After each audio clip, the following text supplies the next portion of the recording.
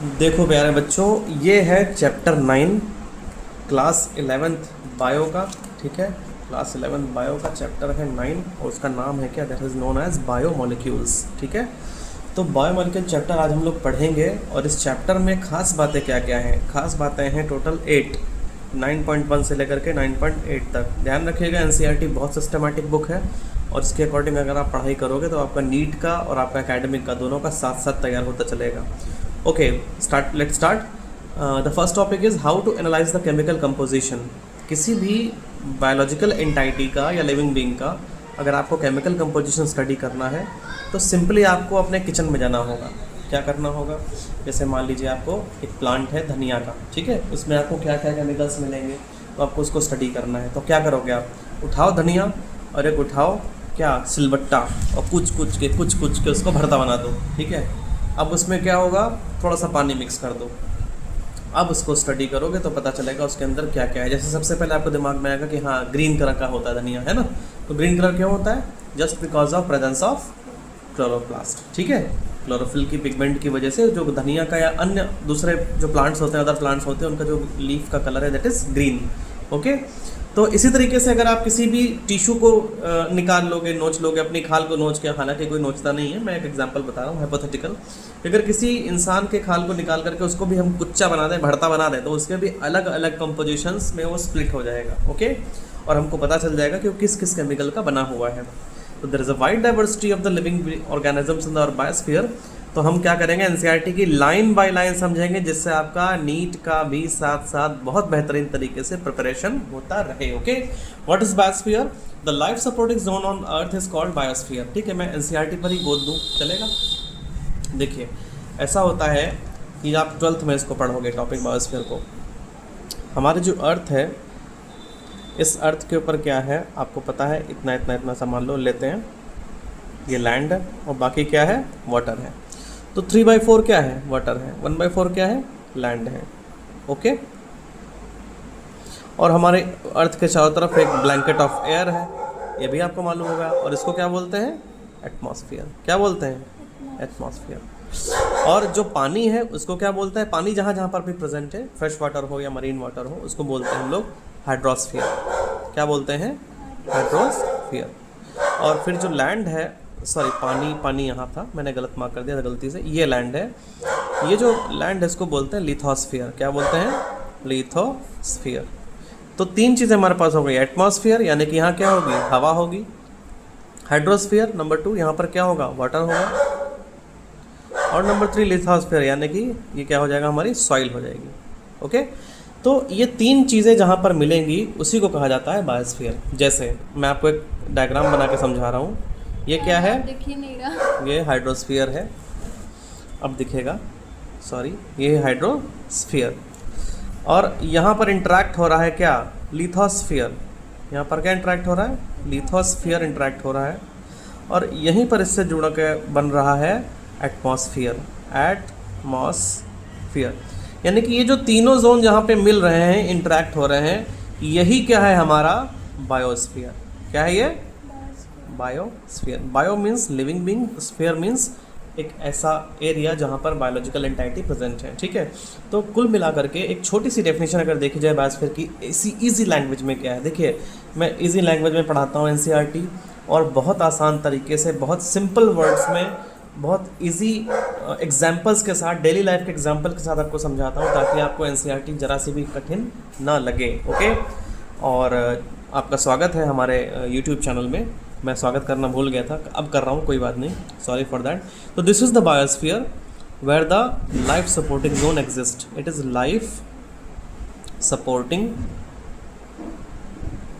Zone. Okay, यहाँ पर life यानी कि अगर किसी इंसान को, किसी जानवर को, किसी प्लांट को, इवन एक बैक्टीरिया को भी ज़िंदा रहना है तो उसको क्या चाहिए, उसको वाटर चाहिए, उसको सॉइल चाहिए और उसको हवा चाहिए, एटमॉस्फेयर चाहिए। ठीक है, तो इसी को कहा जाता है बायोस्फीयर। तो there is a wide diversity in our living organisms in our biosphere. Now a question arises that in our minds, are all living organism made of the same chemicals, that is elements and compounds? क्या हमारे सभी जो जानवर हैं धरती पर या पेड़ पौधे हैं क्या सेम केमिकल से बने होते हैं?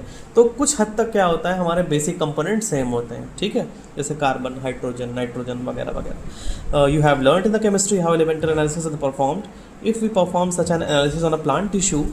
वही मैंने बताया था अभी, जो चटनी बनाई थी मैंने, अगर प्लांट टिश्यू को या एनिमल टिश्यू को स्टडी करना है तो उनको माइक्रोबियल पेस्ट को या तो हमें स्टडी करना है तो क्या करना होगा, एक लिस्ट बनानी होगी जिसमें क्या होंगे, कार्बन होंगे, हाइड्रोजन होंगे, ऑक्सीजन होगा और अदर दूसरे एनिमल एलिमेंट्स होंगे, and other respective contents per unit mass of the living tissue.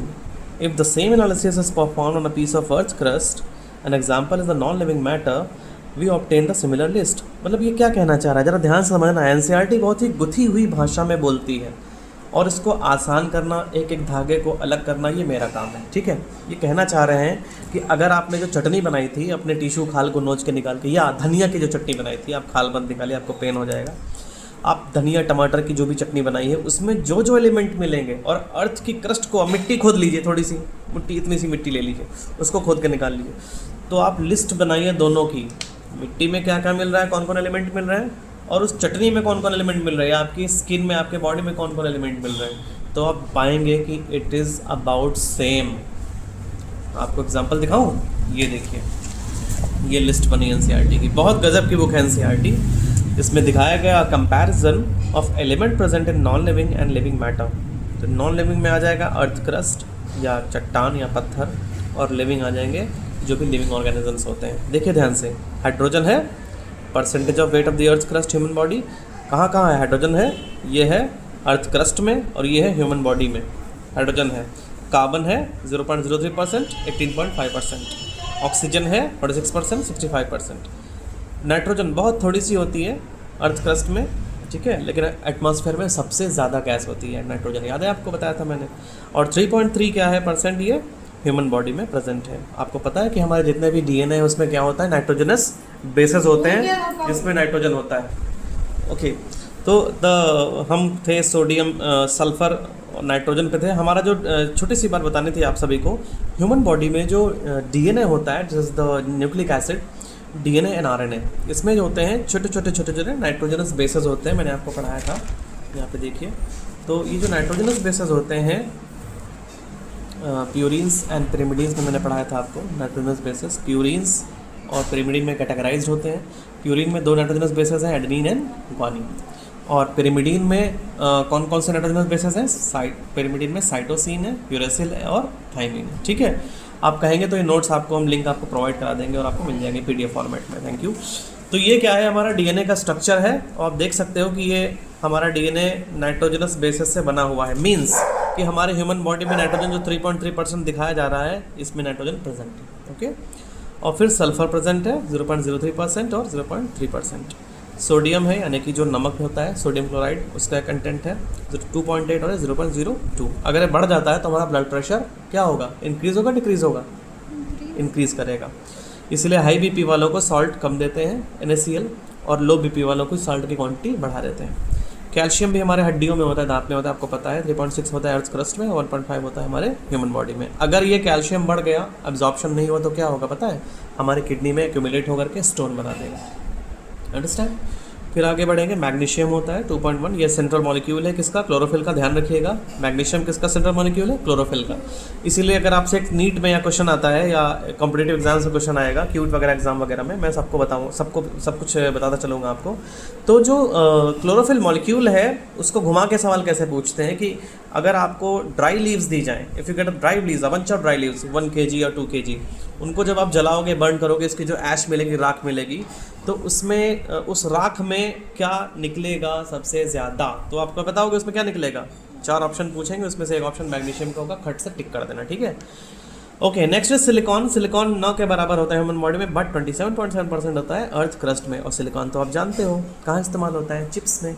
आजकल बहुत इंडिया में मोमेंट आ रहा है चिप, सिलिकॉन चिप बनाने के लिए, आना भी चाहिए, ताकि क्योंकि सारे इलेक्ट्रिकल कंपोनेंट्स सिलिकॉन बेस्ड होते हैं। एनीवेज, आगे बढ़ते हैं। तो ये जो रिसर्च है, ये जो रिसर्च की गई है कहाँ, adapted from the CNR Rao understanding chemistry, university press, Hyderabad में, ओके, थैंक यू। तो ये हो गया आपका एक कंपैरिजन छोटा सा, कि हम क्या पढ़ रहे थे कि अर्थ क्रस्ट में, यानी कि मिट्टी में और हमारे बॉडी में क्या सिमिलैरिटी है। तो आपको एक छोटा सा एक चीज़ समझ में आ रही होगी कि हमारा जो हिंदू कल्चर है इसमें बताया जाता है कि हम लोग किसके बने हुए हैं, मिट्टी के बने हुए हैं, और कहाँ मिल जाते हैं, मिट्टी में मिल जाते हैं। ठीक है, एक बेसिक कॉन्सेप्ट है, तो ये सही कह रहे हैं, कहीं ना कहीं सब साइंस भी इस चीज़ को सपोर्ट कर रहा है। आगे बढ़ते हैं। We are the difference between two list, देख लिया आपने। What are the differences between two list, देख लिया आपने। In absolute terms no such difference could be made out. All the elements present in sample of the earth crust are also present in the sample of living tissue. ठीक है, ये एक line में underline कर रहा हूँ। All the elements present in sample of the earth crust are also present in the sample of living tissue. जो living tissue में प्रेजेंट है वही अर्थ के क्रस्ट में प्रेजेंट है। However a closer examination reveals that a relative abundance of carbon and hydrogen with respect to other elements is higher in any other organism, okay, than earth crust। तो कहने का मतलब क्या है कि कहीं कहीं पर थोड़ा थोड़ा सा डिफरेंस आ जाता है, बाकी लगभग सारे एलिमेंट आपको रिपोर्ट करने को मिलेंगे। Okay, next, how to analyse the chemical composition, ये नेक्स्ट टॉपिक है।